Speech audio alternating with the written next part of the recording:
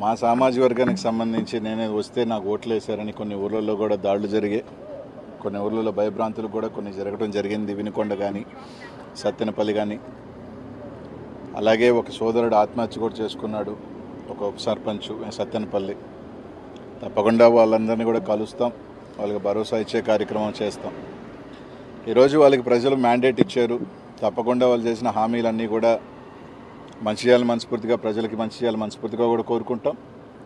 వాళ్ళకి అన్ని రకాలుగా కూడా ఏదైతే వాళ్ళ కూటమికి ఇచ్చిన మ్యాండేటు, ప్రజలకు ఇచ్చిన హామీలు అన్నీ కూడా నెరవేర్చాలని కోరుకుంటాం. తప్పకుండా కూడా ప్రజాక్షేత్రంలో వాస్తవమే ప్రజలు మాకు పెద్ద ఎత్తున ఒక భారీ మ్యాండేట్ ఇచ్చారు. మా తప్పొప్పులు ఏదన్నా ఉన్నా కూడా తప్పకుండా సరిదిద్దుకుంటాం.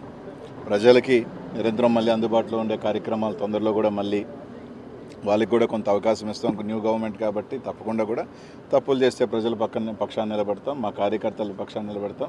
ఈ రోజుకి కూడా జగన్మోహన్ రెడ్డి గారు ఒంటరిగా పోటీ చేసినా కూడా 40% ఓట్ షేరు ఈరోజు జగన్మోహన్ రెడ్డి గారు సాధించుకోగలిగారు. సీట్లు రాకపోయినప్పుడు కూడా దాదాపు 40% ఓట్ షేర్తో ఈరోజు జగన్మోహన్ రెడ్డి గారు ఉన్నారు. మళ్ళీ బౌన్స్ బ్యాక్ అవుతాం, ప్రజల పక్షాన్ని నిలబడతామని చెప్పి తెలియజేస్తూ ఉన్నాం. కొంతమంది అనిల్ అజ్ఞాతంలోకి వెళ్ళిపోయాడు. ఎన్నికలైంది 4వ తారీఖున 6-7 రోజులైంది. దీని లోపలికి అడిగి బారిపోతాం. నాకేమీ దాదాపు 2009 నుంచి 2019 దాకా దాదాపు ప్రతిపక్షమే. కేవలం 5 సంవత్సరాలే అధికారం. దాంట్లో కూడా చిట్ట చివరి 2 సంవత్సరాలు ఒక రకంగా స్థానికంగా నాకు అనేక ఇబ్బందులే పడ్డా. దానివల్ల దాదాపు 15 సంవత్సరాలు నా రాజకీయ జీవితంలో, 10 సంవత్సరాలు, ఇంకొక 5 సంవత్సరాలు ఉంటాం. దానివల్ల ఏదో ఇబ్బంది పడిపోయేది. తప్పకుండా ఏ దానికైనా కూడా ఏం చేసినా కూడా సిద్ధంగా కూడా ఉంటాం. రాజకీయాల్లోకి వచ్చిన తర్వాత ఏ నిర్ణయం తీసుకున్నా, ఏ దానికి చేసినా కూడా కట్టుబడి ఉంటేనే కదా రాజకీయాల్లోకి వస్తాం. నిజమే, మా వల్ల పొరపాట్లు, లేకపోతే మేము అధికారంలో ఉన్నప్పుడు కొన్ని మా రకరకాల వల్ల మేము ఓటమి చెందొచ్చు. తప్పు ఓటమి చెందినంత మాత్రాన దాన్ని సరిదిద్దుకొని మళ్ళీ వెళ్తాం. మాలో లోపాలేంటి? కొంతమంది చెప్తా ఉన్నారు మంత్రుల వల్ల, నోటు దూల వల్ల ఓడిపోయారు, మంత్రులు దీనివల్ల ఓడిపోయారని. రైట్, నిజంగా మా పొరపాట్లు ఉంటే ఎవరైనా కానీ తప్పకుండా మా తరపున సరి చేసుకోవాలంటే సరి చేసుకుంటాం. ప్రజలు మేము అలా ఉన్నాం కాబట్టి మాకు ఈ మ్యాండేట్ ఇచ్చారు మా అందరికీ అనుకుంటే తప్పకుండా దానికి సంబంధించి సరిదిద్దుకొని ఇంకా మెరుగ్గా వెళ్తాం.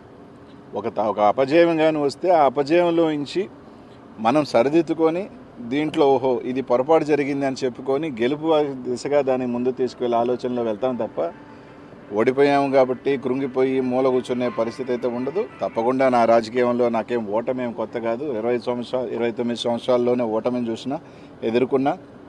భగవంతుడి దయ వల్ల కొంతమంది కోరుకున్నట్టు ఒక చిన్న స్థాయి వ్యక్తిని, ఎవరు అండదండలు లేకపోయినా ఈ రాష్ట్రంలో చిన్న వయసులోనే 2 సార్లు ఎమ్మెల్యే అయినా ఉండి, మంత్రి అయినా ఉండి.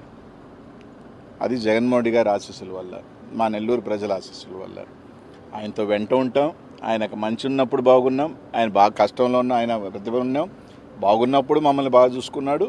ఈరోజు ఆయన మళ్ళీ కూడా ఆయనతోనే ఉంటాం, ఆయనతోనే నడుస్తాం, కడదాకా కూడా ఆయనతో ప్రయాణం చేస్తాం. ఆయన కష్టాల్లో ఉంటాం, అన్నిట్లో ఉంటాం. మేము ప్రజల పక్షాన ఉంటాం.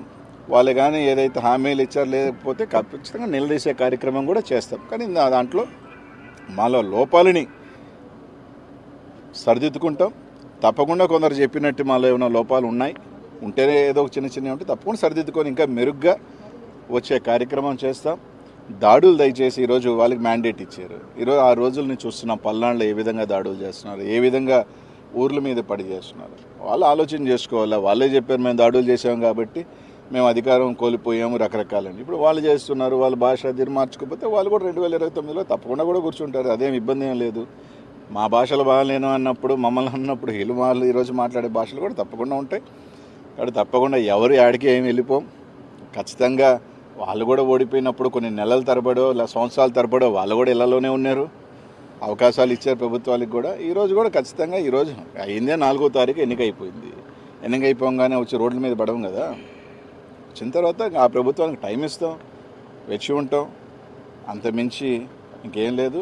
అన్నిటికీ సిద్ధపడే వాళ్ళమే. అన్నిటికీ కూడా కష్టాలకి రాజకీయాల్లోకి వచ్చినప్పుడు ఎప్పుడు కూడా గెలుపులే ఉండం, ఓటమి ఉంటుంది, గెలుపు ఉంటుంది. ఈ ప్రజాక్షేత్రంలో పోయినసారి మాకు మ్యాండేట్ ఇచ్చారు, ఈసారి వాళ్ళకి మ్యాండేట్ ఇచ్చారు, రేపు మళ్ళీ మాకు మ్యాండేట్ ఇస్తారు. ఒక్కసారి అందరూ గుర్తుపెట్టుకోవాల్సింది ఏంటంటే 234 సీట్లు ఉన్న తమిళనాడులో ఒకసారి కేవలం డిఎంకే 2 సీట్లే వచ్చింది. రెండే. తర్వాత ఎన్నికల్లో మళ్ళీ గవర్నమెంట్ 4 సార్లు డిఎంకే రాజకీయ జీవితంలో డిపాజిట్స్ కోల్పోయింది, 4 టైమ్స్, ప్రతిసారి గెలిచింది. కాబట్టి 2019లో మేము గెలిచినప్పుడు తెలుగుదేశం పని అయిపోయింది అన్నారు, ఇప్పుడు మా పని అయిపోయింది అది అంటున్నారు. సరే 2029కి ఏ విధంగా బౌన్స్ బ్యాక్ అవ్వాలి, ఏ విధంగా ప్రజలకు అండ ఉండాలి అంతా కూడా రచిస్తారు ముఖ్యమంత్రి మా జగనన్న. తప్పకుండా బౌన్స్ బ్యాక్ అవుతాం, తప్పకుండా వస్తామని చెప్పి తెలియజేస్తాం.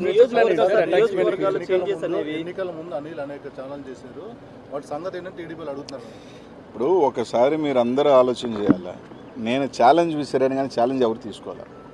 ఎలా ఉంటారంటే నేను ఛాలెంజ్ విసిరినమాట వాస్తవమే, నేను ఛాలెంజ్ విసిరినప్పుడు అవతల ఛాలెంజ్ తీసుకొని రైట్ మేము కట్టుబడి ఉన్నాం ఈ ఛాలెంజ్కి అని చెప్పుకుని ఉంటే బాగుండేది. ఎన్నికలు అయిపోయిన తర్వాత అప్పుడు ఛాలెంజ్ చేసేవి కదా అంటే అలా కాదు కదా.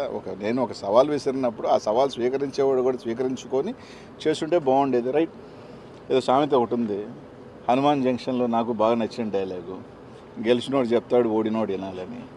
ఈరోజు వాళ్ళు చెప్తున్నారు, మేము వింటాం, పర్వాలేదు. ఈరోజు వాళ్ళు ఏదైనా చెప్తున్నారు, రైట్, వాళ్ళు ట్రోల్ చేసుకునే అబ్బాయి ఇబ్బంది ఏం లేదు. ట్రోల్ చేసుకునే స్థాయిలో మేము ఉన్నామంటే మేము ఎదిగినట్టే. We're in public, good publicity or bad publicity is a publicity. నియోజకవర్గాల మార్పులు ఓటమిలో ఎంతవరకు ఫ్యాక్టరీ పనిచేయండి?